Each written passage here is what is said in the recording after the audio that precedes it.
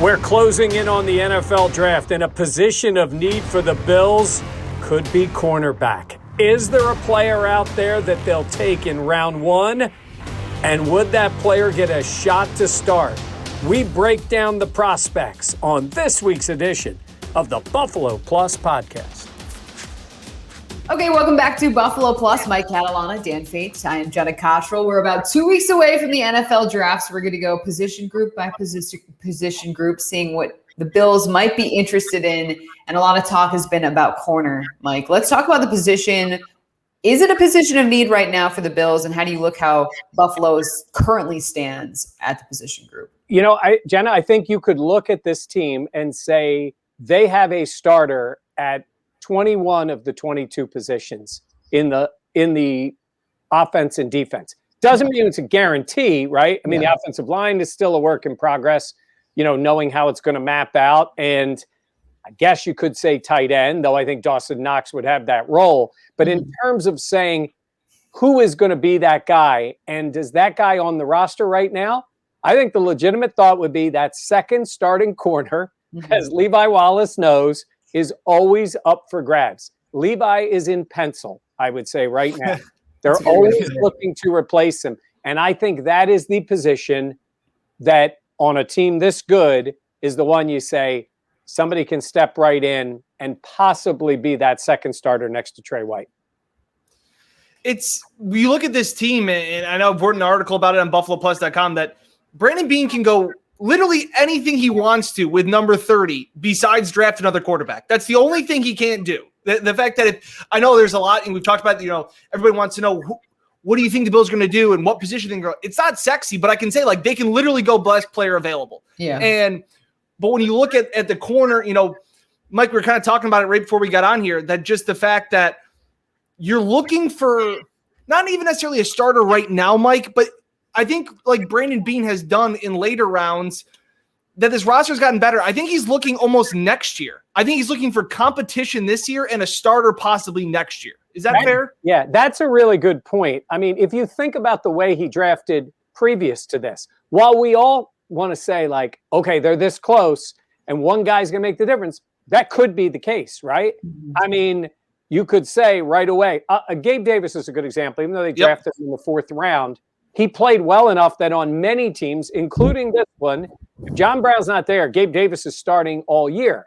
And they drafted him in the fourth round. Did they expect him to? No. He played really well, and he became a starter, much like Matt Milano did, right? Those kind of guys. So you say that. But in this league, corner, much like defensive line, is a position where a lot of guys are going to play. Yeah. So you're right. The guy may not be, oh boy, we're set for the next decade or 5 years because we've got Tre on one side and this guy on the other. But whoever they draft, if they did take a corner anywhere certainly in the first 2 days, that guy is playing and will have a legitimate chance to start or become the starter. That's the thing that jumps out to me is there's so much stability in the secondary. You have that, the guys that are going to be out there barring injury. And even beyond that, who those backups would be. But just to have someone that would be that lockdown corner that, look, I mean, even looking at the deal that they gave to Levi Wallace, it's clear that, he's played well for the Bills. There's that spots, deal. The deal. Yeah. I say deal for the Bills. But no, Levi Wallace, we know he's been good in Buffalo, but there have been moments where, it's become evident that, things didn't go according to plan or there was a breakdown of coverage or whatever you want to say. But he has played well in the spot that the Bills have put him in. But, Mike, I agree with your point of kind of drafting down the line. So is there any corners, or we're going to talk about the corners, but because some of the guys that kind of come to mind of players that you could see fitting in with the Bills? We've talked about him already, and I think the Bills are the perfect kind of team to take a chance at a guy like Caleb Farley, Virginia Tech. He is physical, instinctive. He's been described, and how about this? Does this not fit the Bills? As a humble homebody. Okay.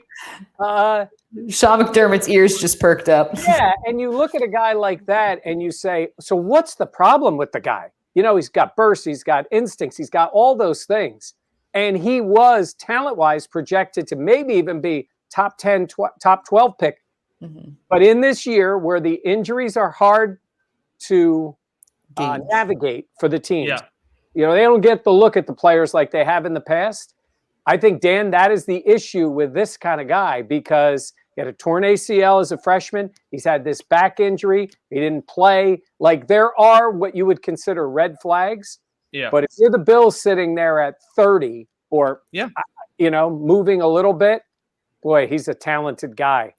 Yeah, out of Virginia Tech. He opted out of this last season because he wanted to be around his father. He wanted to stay actually close. As the backstory, he lost his mother in 2018 to a battle with cancer, so he wanted to be around his family and protect his dad pretty much from COVID. So again, sounds like a pretty mature young man to make these decisions. Again, Mike, you talk about it, just freak size, big, long, can run, as well as they talked about the fact that he could possibly be a guy that can cover tight ends. Like, he could be that shift guy. And like, he would be a massive upgrade. Cause I always remember when people would talk, they'd ask me about like, well, who's going to cover this tight end on the Chiefs, or who's going to cover this tight end for the Ravens?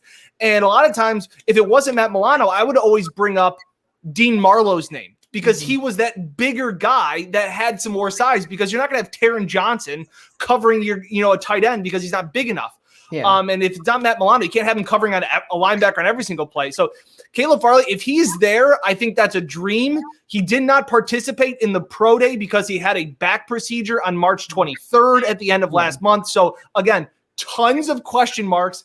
But guys, does this factor in at all that the Bills medical facility and their training facility has been so good? Like does that factor in? Like, we can get them right. Yeah. Does that factor in at all? That's a really good point. I think you've seen across the league how the Bills have compared to other teams and how well it has worked out in the short term since those facility upgrades. No, I think that's a huge point, Dan. I think the thing that stands out to me is I wrote down the note of able to cover tight ends, because we've seen that be kind of the Achilles heel of, look at that. I have it in my email. But got the notepad back. Look at you. Oh my gosh, that it's draft season. And then also he played quarterback in high school. So he was a relatively new convert to the position. So when you look at that, there's still room to grow. Yeah, good point, Jenna. And covering tight ends, especially if Miami takes Kyle Pitts with Gesicki, and then New England trying to go with a 9 tight end offense, like they're going to see it every week. Or 4 of the 6 games multiple times this year. Yeah. See it in addition to the other tight ends they'll face. So it was a problem. And yes, position flexibility or the ability to guard, if you've got a linebacker who can, in Milano, cover tight ends, and a corner who can cover tight ends, and you have 2 excellent safeties, at least that gives you a fighting chance against a position group that could be really dangerous against the Bills. Yeah, different coverages, different options. And we all know how huge that is, especially when it's week in, week out. You're going to be seeing talented tight ends. Asante Samuel Jr. at FSU, we all know his dad. I think that's a pretty popular name going around as well. Dan, what do you think about him and his speed and just his the confidence that comes with like the family as well? Yeah, it's funny. You read a lot of the draft profiles, and again, I think we should preface this. As Rex Ryan used to say, I'm not a doctor. I'm not a draft expert. I haven't gone through all the tape on these guys. I've done some research into them. And one thing they always say, because there's a couple guys in this draft, along with J.C. Horn, who's they have bloodlines in the NFL, and like all the draft people seem to that carry some weight and good, smart technique. And it's funny because he says a lot of the profiles I've read said he allows a lot of catches underneath. Like that's one of his negatives, the cons. So does Tre White. The good cornerbacks don't get beat behind them. I don't know what you want me to say. Like the fact that he can be physical, really good tackler. And then the other one I said was he can get too grabby at times. You know who else can get too grabby? Tre White. Yeah. The good ones get away with it. It's like they know how to do pass interference without getting called. So I've always thought that. So it's just an interesting, dynamic of Asante Samuel Jr., Mike, the bloodlines with the longtime Patriot and Eagle corner. Yeah, and it's funny when you say that. When you talk about J.C. Horn, his father was a wide receiver, and Joe Horn was a really good one. This is a corner, And most of these draft people are saying he plays like his dad. Like, watch the way his dad played. Now, look, no one was going to confuse. It's not like the Winfields, right? Mm-hmm. Great Yes. Antoine Winfield and his son are both great tacklers. In this case, I would say Samuel, he's not huge. He can get, run over a little bit in the run game, as we, is usually for a guy like they list him at right around 5'10". I think I got him at 180. So he is a smaller corner. But this game, yes, you want a guy that can come up and run support, put his head in there and make a play, but you better be able to cover in this league. Yeah. And that's what his skill set is. And, you're a corner who went to Florida State. Yep. That means that's something. Right? Yeah, that means something. It does. It really is, I think. So, interesting guy. I have seen him, again, there is 1,568,000 mock drafts out right now, and it isn't even time yet.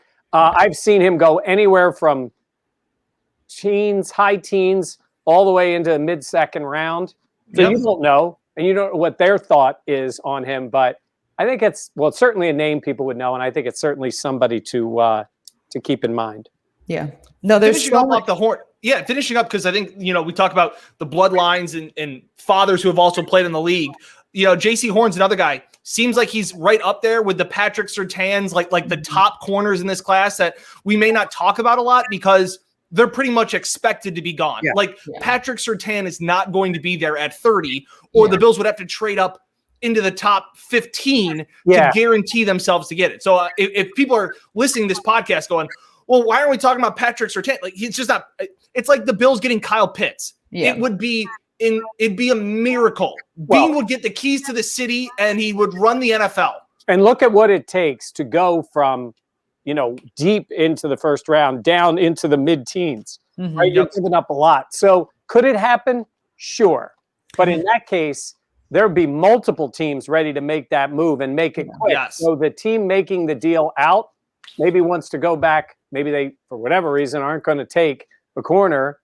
They might want to go back 3 spots. So going back to 30, I think would take a lot to do that. But you always do have to be prepared for that because players do drop. I mean, quarterbacks drop, for God's sakes. But corners can drop, and there could be a run on a certain position earlier than thought of, and it could happen. But I don't see Surtain or Horn falling anywhere close to what the Bills would be to pick. Correct. Could you see, Mike, the Bills staying at 30? Could you see? I could kind of see them doing anything, trading up, trading back. I feel like with that spot, there's so much flexibility. And I think this is the way I look at that pick. 30 is a prime spot for someone to move up. That is picking in the lower part of the second round. So if you think about it, we think, first round. You're moving up from. It's that 5th year. 35. Yes. You're moving up from 35 to 30. It's a move. Yes, it's within 2 different rounds, but we're talking about that. So there are teams that would be interested in doing that. I do believe this. I'll say this. I think the chances that the Bills move back farther than it is they would move up farther, if that makes sense. Mass. Looking at from 30, maybe a couple of spots to get one guy, couple of spots, the guy falls there, boom, you jump up and get him. From 30 to go back, I could see them going to 36, 37, 38 with the right combination there because they may have 5 or 6 guys on their board ready. Yeah, I was literally thinking, Mike, I just wrote down a quick number.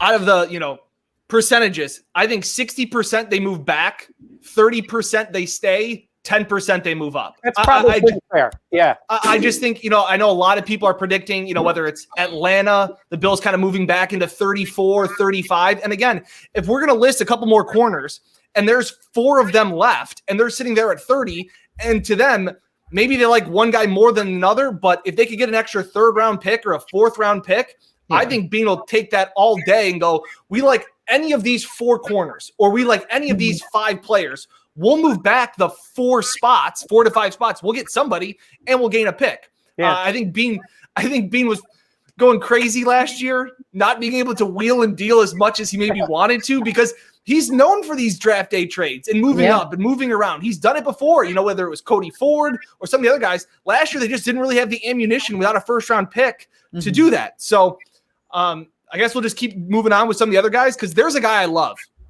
Okay. Who is it? Greg Newsome. Okay. I absolutely love this guy. Mike, you talked about like buzzwords that like hit Bean and McDermott. How about scheme flexibility? How about versatility?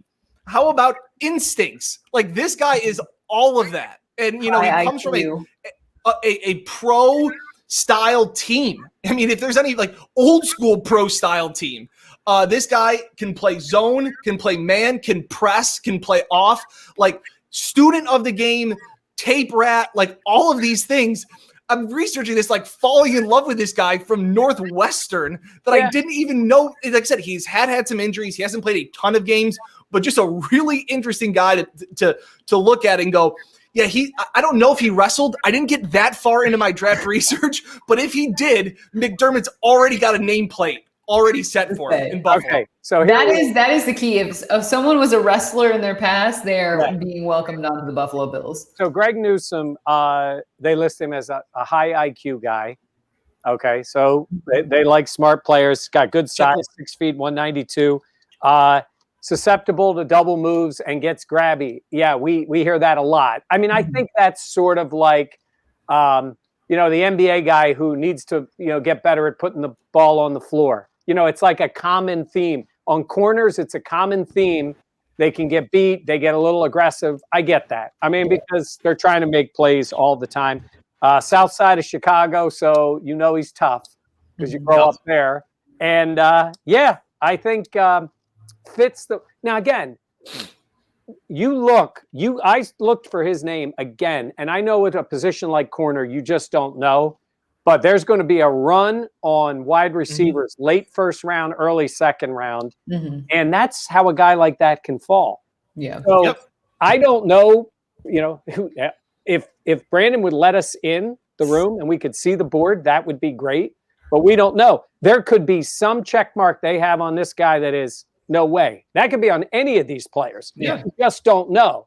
But he does seem to check a lot of boxes. And he seems like a Bills player. Yeah. Yes. I agree. All right. If we're talking about players that we really love, I have one as well. Okay. Ifeatu Melifonwu out of Syracuse. There he is, the good old Orange. I might be a little biased because I went to SU, just saying that, putting that out there, full disclosure. But he's a bigger guy, 6'+", 205. He's got the length. He's got the speed, fluidity, those long arms. And a little note about him, Sean McDermott's going to love this. He loves football. Much like I don't have to say all of these gentlemen do, but that's one of the notes on there as well. Some of the things that people talk about in terms of things to look out there: contact before the ball, reactive, not instinctive. But that's things I think you can work on your instincts by just practice and being in a system. Yeah. Well, I think he's someone that, Syracuse football was pretty tough to watch at points earlier in the fall, but he was someone that always popped off the page. Yeah. Syracuse has been a strange team that way where the record hasn't been particularly good, but they've put some guys in the league and they have some athletes there, and he's a little bigger. Like we're talking about 15 pounds more than a lot of these guys. The part you said about reactive, not instinctive, there's physical traits that guys can work on, but it usually only goes so far. That to me goes in. That is from Monday to Saturday where you can get better at that. Yeah, if it's not an instinct, you better be in the tape. You better be looking at it. Put you in a better spot. And they are well coached. So again, I think they do. I think they could be looking for a guy with a little more size. There's another guy. I have seen him anywhere into the third round. Yeah, I've seen that. So, depending on what they're hearing, depending on what they're looking at, physical traits are really strong. And yes, I absolutely think he could be on their radar. Yeah. Mike, is there anyone that jumps off the page for you? I love how Mike gets his glasses going. No. Hold on there. When Jenna says a prospect, he's like, yeah, what do I got here? Like, it's good. Okay, this is a guy I want to know what you guys think about, because Eric Stokes is the guy from Georgia. He ran an absurd 40 time. I think like 4.25 or something. Yes. Phenomenal pro day. Good instincts. Again, an aggressive player. Hey, look, the other part about this is dude's playing in the SEC every week. Yep. And I watched the tape, at least the highlight tape of him going against Alabama.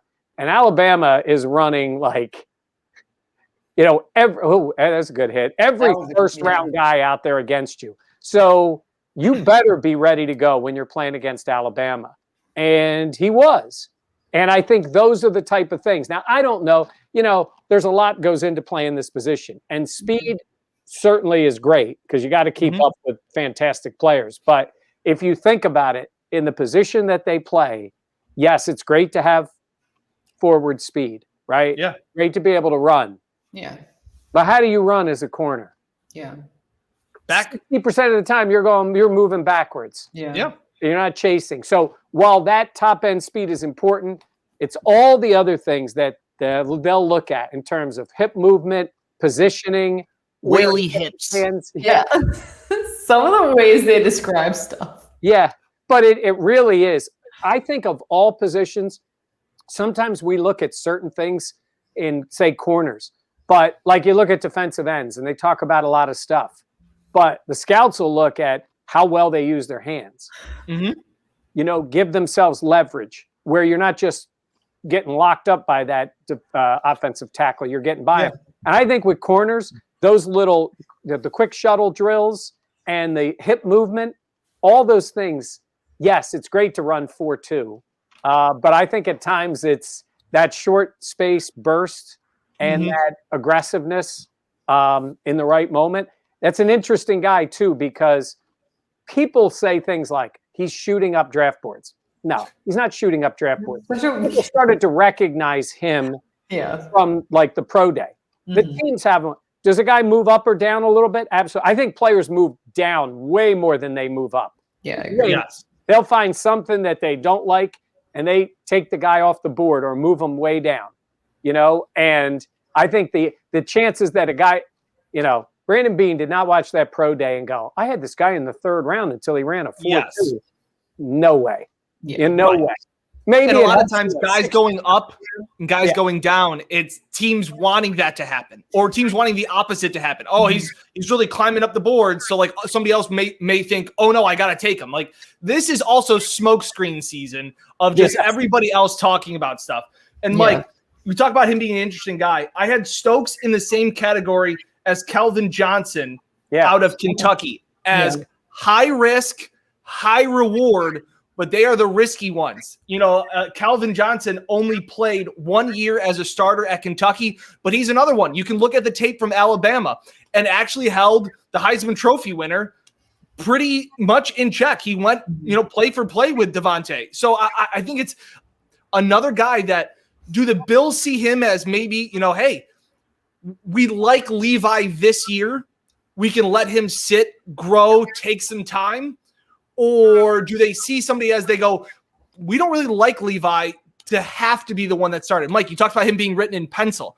You can find a starter at 30 in a corner, or you can find somebody that you think, hey, he may be a starter really well next year. That's where I just don't know where Beane goes with this pick, because if he really loved Levi Wallace, I think they would have signed him to a bigger deal or a longer deal, and they just didn't. To give him the 1 year deal and to say, hey, we like Dane Jackson, and to give these compliments. Like, but they didn't love Dane Jackson last year in the 5th round or the 6th round or early in the 7th. Like, it goes back to when people are like, oh, the Patriots were so smart to draft Tom Brady. Yeah, they still passed on him 6.5 times. Like, don't sit here and be like, Russell Wilson. Like, the Seahawks passed on him 3 times. Yeah. So it is a very tough thing to sit here and go, are they in love with Levi? And that's where I don't know if you go with a project this year, Mike and Jenna, that you say, hey, look, we're going to let this guy sit, develop, maybe AJ Epinesa style. He plays sparingly. Hopefully as the season goes on, he gets better. Or are you looking for a Zach Moss-like impact right away Ed Oliver, guy that you're like, he's going to be getting first team reps in training camp the first week. Well, I'm telling you, if the guy's drafted in the first 2 rounds, he's going to get every opportunity to be that second corner. There's no doubt in my mind. And look, Levi, I believe this is probably unfair to say, but it's also a compliment. I think he's maxed out his ability. 100%. And I look at those 2 guys, right? You've got Levi on one side and Tre on the other. Tre's a number 1 pick, nonstop talker, funny, aggressive, all those things, got paid the big bucks. And on the opposite side is the walk-on at Alabama, the undrafted guy signing 1-year deals, quiet guy hanging on, that type of personality, just stands there and sort of laughs and watches Tre be Tre. And that's who they've had there. Yeah. They want him on the team, but he's also not the kind of guy that 12 other teams were trying to sign. But in the Bills system with what they have, I think if you told McDermott you're going into this year with Levi, I think he'd go like this and say, okay, we can make it work. Yep. But they want to be better. And Levi knows that too. Yeah. Levi Wallace knows that. And he'll play. Even if he's not starting, he'll play on this team because you'll need corners. Definitely. There's another guy, this Elijah Molden I was looking at out of Washington. Second of 8 kids, by the way, in case you wanted to know. But he's more of a nickel guy. Everybody keeps talking about it as a nickel corner because he's more of an inside guy, maybe not the speed to be on the outside. Now, when I look at a guy like that, I don't see that being the type of guy they would pick, certainly in the earlier rounds. I think you've got to really have that type of need, and you think that guy can step right in there and play that. I mean, Taron Johnson was pretty good and obviously made one of the biggest plays of the season. And Jenna, you all right? I'm good. It's your usual Thursday. But based on his size and speed, he's a guy, and it's funny. It depends on your boards, right? Mm-hmm. Some teams are in desperate need of that type of player, and he may be great at that. Mm-hmm. I just don't see that being the type of player that the Bills pick. Good player, but not a scheme fit for them. No matter, no matter how many corners they're playing, they're going. If that inside guy is going to be helping out with tight ends, he better have a little more size than. Because you've seen that struggle, and there's times where it's just of someone that's too physically powerful. Let's talk about Aaron Robinson out of Central Florida. He's the guy that I think that could check off some of the boxes for being a McDermott. 5'11", 186, great athlete though. He really is. He's versatile, fluid, quick reactions with it. The weakness though, we always love this. Dan, you love it. He gets grabby. And recognizing routes is another thing. And this is interesting. He's going to be 24 as a rookie.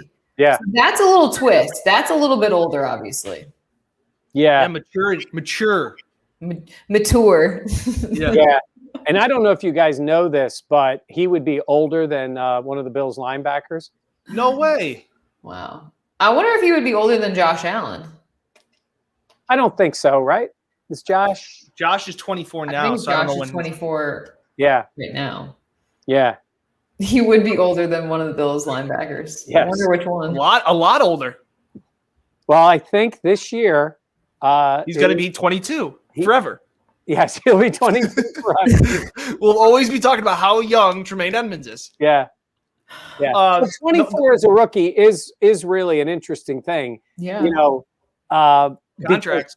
I mean, you are talking about, especially if you take somebody in say, but you take them in the first round on a 5-year deal. Yeah.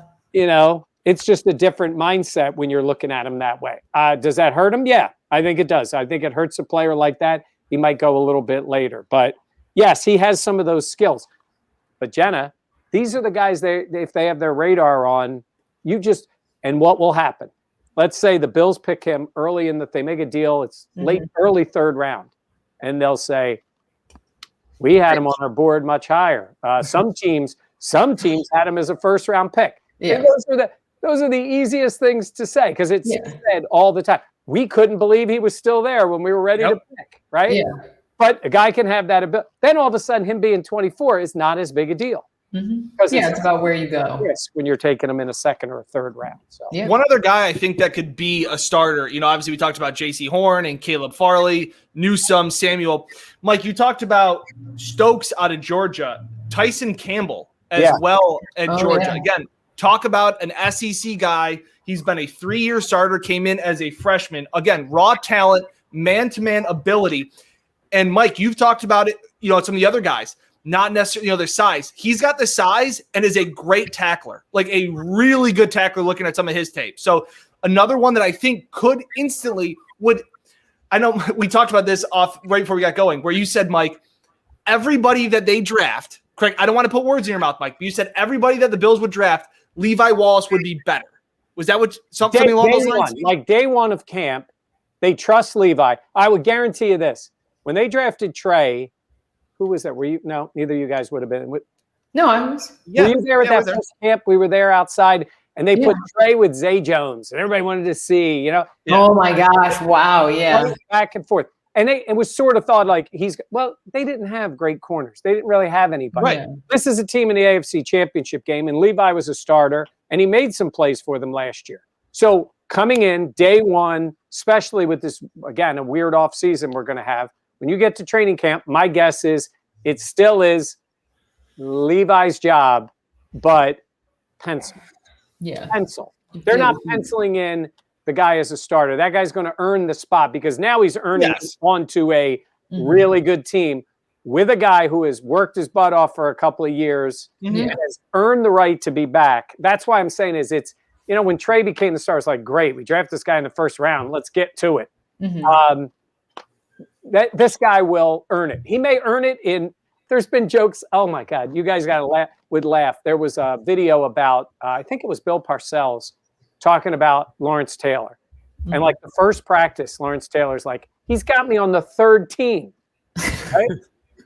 It literally lasted like 4 plays of practice. And the coaches are looking at Parcells and so that was, in that case, that's how long it took for them to say, okay, you earned the starting spot. Yeah. It may not be 4 plays, but a guy's going to certainly, it's just different, Dan. Yeah. They're looking, we want to replace Levi. Right. And I'm not trying to sit here and be like, Georgia would beat the Jacksonville Jaguars when it's like, no, they wouldn't. Those are the dumbest arguments ever. I'm just saying, I think there are players that very quickly would be an upgrade from Levi as the number 2 corner. Yes. They didn't love him last year enough to go out and get Josh Norman, who was, he had the punch out against Vegas. But besides that, you are looking for some of these guys that kind of have, I'm looking at guys that are what? What else did Josh Norman have? Oh, he got stiff-armed into oblivion. Yeah. That is true. I'm looking at some guys that can understand. I'm not saying that McDermott's system is overly complex, but you saw that it's not just you cover this guy break. It's a complex with zones and with levels and with cover threes. So I am looking for somebody that is not necessarily a tape rat, but somebody that has the instincts of knowing different schemes, because we saw last year where they struggled, and Micah Hyde's we're still trying to get used to the system, and it's just get used to the system. You guys have been, but they're constantly adding to it. You talk about tape rat though. Guy's going to walk in there and Tre's going to grab a hold of him and say, sit with me. Yeah. That's true. When your leader, your best player, the guy who's gotten paid, just devours tape all the time, I think that can set a tone that way. The reason I'm saying this is Sean McDermott wants that guy to earn that spot. And like I said, they could be sitting there privately in the meetings going, let's see when Caleb Farley or whoever it is that they draft is ready to go. But the player is going to, for many reasons, going to need to say, this guy deserves to be the starter. And that may not happen until you're closing in on week number 1. That's fine. They could be that way. And the next thing you know, it's second series of the second half of the opening game, the guy is in there as a starter. That does happen that way. Once upon a time, the Bills drafted a quarterback who was third string until the second half of his first game. Oh, yeah. That was Ben Johnson. Weird. Funny how that works. Yeah. Yeah, I mean, I think let's wrap up here. We'll put a pin in it, but there's plenty more position groups. Drop a comment for any of the position groups that you'd like us to preview next. We'll take a look at that. If you have any comments, questions. I was also thinking about this, like what would our strengths and weaknesses be? Dan anticipates the ending of the other person's sentence. Oh, my weakness is his eyes. Yeah. No, my misses is grammar. Like, it's just grammar. My cons are grammar. Spelling. Dan is the worst speller you will ever meet in your Embarrassing. life. I would say my cons would be I just hold back too much. And I just don't have an opinion. I'm a little reserved in that way. Yeah. Oh, that's good. My cons are that my eyes are I can't open my eyes more. Always squinting. I was gonna say, people always comment that I'm always squinting. I promise I'm trying. All right. We appreciate everyone listening. We'll be back next week as we get closer. Also, Mike, do you want to tell them what we have for the draft? Yes. We have our show, the Let's Talk Football live show, 7:30 to 8. It'll be streamed live on YouTube and on Facebook, but it'll be on 13 Wham ABC in Rochester, leading up to coverage of the draft on ABC at 8 o'clock that night. We'll have a live presence from Cleveland, getting set for who knows what's going to happen in that round one. I think that draft alone, quarterbacks alone, make this such an interesting draft. Yeah. I mean, I think it's going to be a lot of fun to see how that all maps out and how this impacts all the other players. I mean, if 5 quarterbacks go in the first 7 picks or whatever it ends up being, it opens up a lot of stuff. So yes, our coverage, including these videos here, and then our coverage on the night of the draft, and certainly all weekend long, but on the night of the draft, getting your comments leading right up to when that first round is going to start in Cleveland. Awesome. All right. Thank you so much for joining us. We'll be back again for Mike Catalana and Dan Fetes. I am Jenna Cottrell. Thank you so much for listening. We'll see you next week.